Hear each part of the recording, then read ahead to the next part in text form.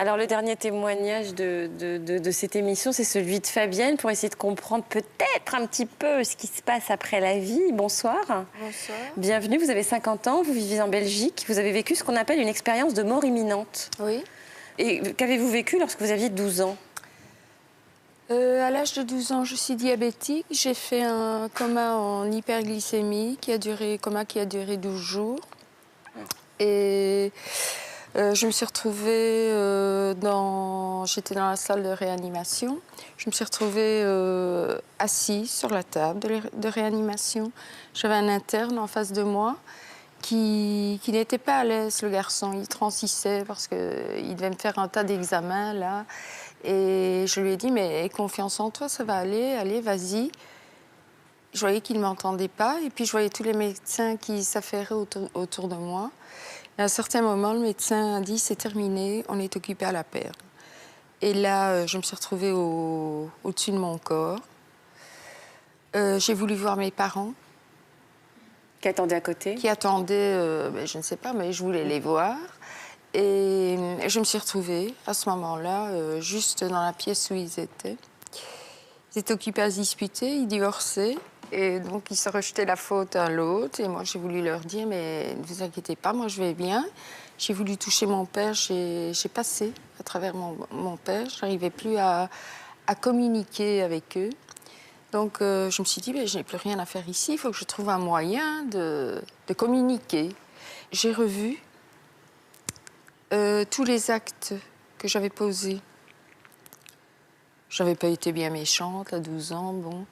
Mais je ressentais la joie comme la peine des personnes envers qui j'avais posé ces actes. Et j'étais mon seul juge. À 12 ans? Oui. Mais là, je vais dire que je suis encore dans le mental. Je dis ça parce que j'analyse la situation.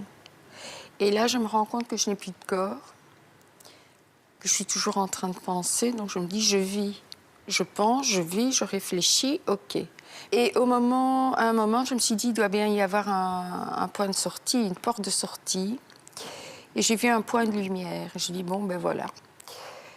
Et je me suis retrouvée derrière moi, ce noir absolu, et devant moi, une lumière qui m'appelait, qui n'était qu'amour. Et là, il n'y a plus de mental. J'ai décidé d'entrer dans cette lumière, et le mental, il n'y a plus de mental du tout, c'est la conscience pure. Et je crois que j'étais en fusion complète avec mon être. Mais qu'est-ce qui a fait que vous êtes revenu? Parce que ça a l'air tentant, cette histoire de lumière, quand même. Ce qui a fait que je suis revenue, j'ai un peu vu défiler ma vie future. Ah bon? Ce sont des images? Des images, oui. J'ai eu connaissance de ça. Des choses qui sont avérées se passer plus tard? Oui. On me montrait... je ressentais la souffrance dans le couple. À 12 ans? La mort de plusieurs enfants. Je me suis vue dans une chambre d'hôpital, dans des souffrances morales et physiques. Tout ça s'est avéré exact, notamment la chambre d'hôpital, puisque j'ai souffert de plusieurs cancers. Les enfants morts, perdus aussi. Et j'ai vu aussi mes 2 fils. Plus tard, que vous auriez. Et c'est ça qui vous a fait revenir? L'amour de ces 2 enfants, oui. Et parce que là, quand vous avez réintégré votre corps, vous étiez à la morgue. J'ai réintégré mon corps, oui, j'étais à la morgue. Je suis Vous étiez morte, cliniquement? Oui, cliniquement. Et vous êtes revenue à la vie? C'est une amie de mes parents qui est descendue parce qu'elle voulait me voir et qui a senti que vous étiez qui a senti que votre que pouls je n'étais pas revenait. morte. J'avais un léger pouls, donc on m'a fait remonter, on m'a réanimée de nouveau. Et comment je vais dire, quand je suis rentrée dans mon corps, c'est très difficile, hein. C'est comme dans un gant qui est trop étroit. Et j'ai traversé le règne minéral, le règne végétal, minéral, animal. J'étais chaque chose, l'essence même de chaque chose, de ces choses. Et des personnes, le son des cellules, Je vous coupe juste pour avoir une petite mental explication ici. parce que ça nous paraît abstrait. Éric Dudois, bonsoir. Bonsoir. Bienvenue, vous êtes psychologue à l'hôpital de la Timone à Marseille, où une formation a été mise en place pour éduquer le personnel à ces expériences de mort imminente, pour les aider à prendre en charge les patients qui en reviennent, évidemment. Le témoignage de Fabienne nous paraît incroyable au sens premier du mot. Que sait-on exactement de ce phénomène qu'on appelle aussi la NDE, Near Death Experience? D'abord, il faut savoir que c'est un phénomène relativement fréquent. Quand je dis relativement fréquent, c'est chez les Américains, un sondage Gallup dit 15 millions de personnes.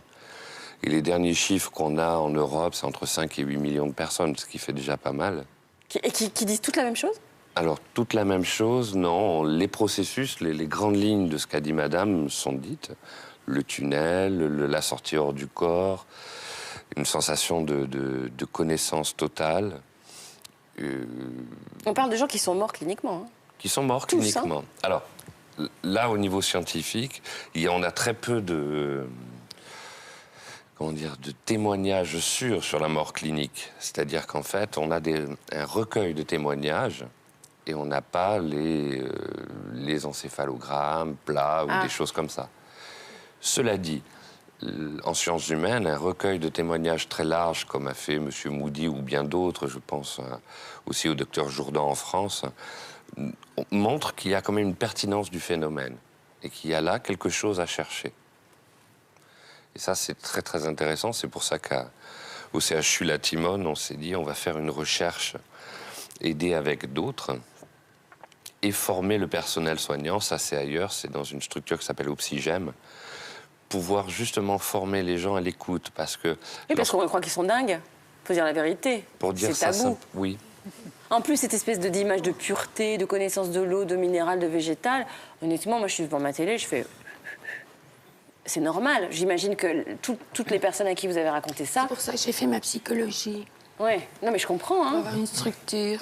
Non mais c'est vrai. Oui, c'est très ésotérique. Oui, je dois dire aussi que la mort n'est qu'un passage. Oui, ça vous fait pas C'est peur. une vie sous une autre forme. C'est la vie qui continue sans physique. Pour vous, l'esprit. c'est devenu une certitude, ouais.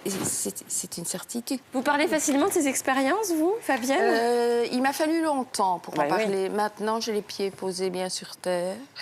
Vous n'avez rien à prouver. Oui, je n'ai rien à prouver. Je ne suis pas là pour faire croire. C'est ça. Et vous n'en faites pas un business non plus? Non, je parle d'une expérience, de plusieurs expériences que j'ai vécues.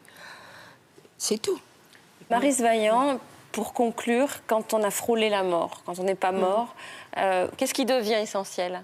Je crois que quand tout d'un coup la mort nous fait signe par une longue maladie, et qu'on sait que notre temps est compté, tout d'un coup on est confronté à la turbulence des jours est là pour essayer de nous faire oublier qu'on est mortel et que ça peut nous arriver à chaque instant. Alors lorsqu'on survit, eh bien il y a une espèce d'écrémage et peut-être que certaines personnes deviennent meilleures, pas toutes, mais en tout cas on essaie de vivre comme vous le disiez, l'instant présent. Bon, peut-être pour finir aussi une citation qu'a repris Freud qui dit « La vie, c'est l'ensemble des forces qui résistent à la mort ». Merci à tous pour vos témoignages, pour vos analyses. Mathilda, je rappelle que vous avez écrit ce livre magnifique, chapeau, parce que je vous connaissais comme comédienne, mais alors comme écrivaine, on dit d'ailleurs, je ne savais pas. Personne ne le saura.